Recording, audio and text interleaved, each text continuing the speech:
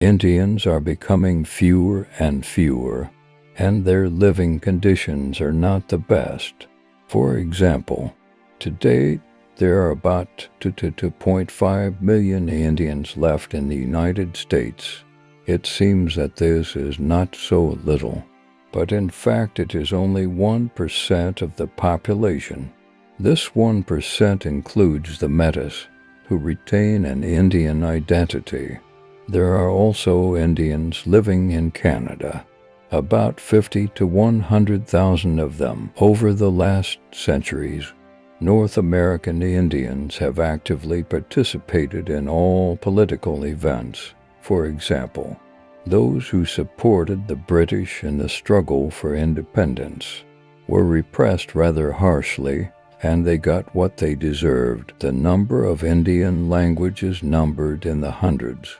But there were never exact boundaries of Indian states, peoples, and their languages were mixed.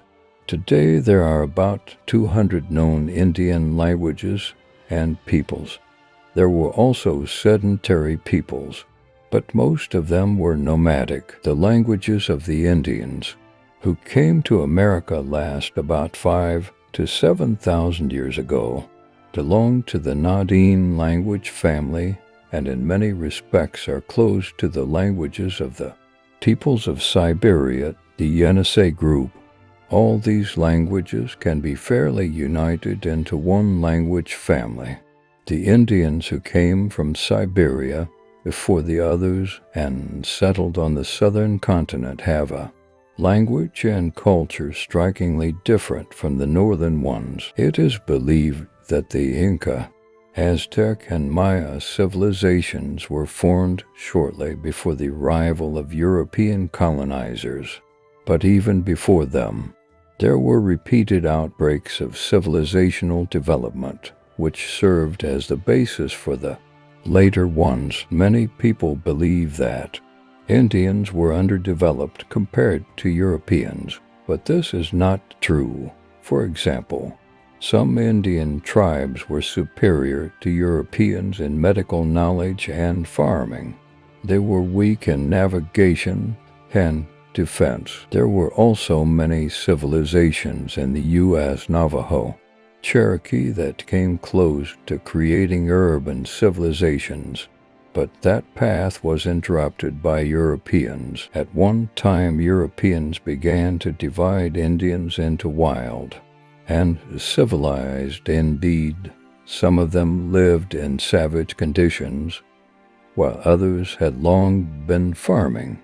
Some Indian chiefs had black slaves whom they traded. Alaska Indians, under the oppression of the Tsarist regime, opened the first schools and created the first written language based on the Cyrillic alphabet. To this day, the Alus and other Alaskan Indians have many words of Russian origin. Some Indian reservations have their own laws.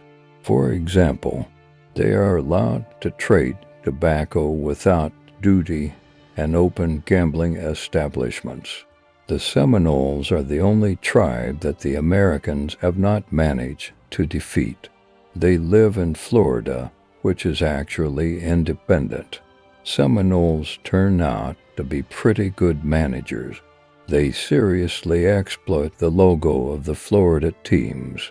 These Indians own a worldwide chain of hard rock cafes. North American Indian languages were used in World Wars I and II. Because of their poorly studied nature, Navajo, Cherokee, and Apache languages were used to convey secret information. The surviving Native American languages are evolving. They create a new word for new concepts based on native roots. Russia, in the Cherokee language, literally translates as the land of red shirts. Indian literature has failed to reach the world stage, but folklore works, fairy tales, songs, and short stories are actively created for local writers.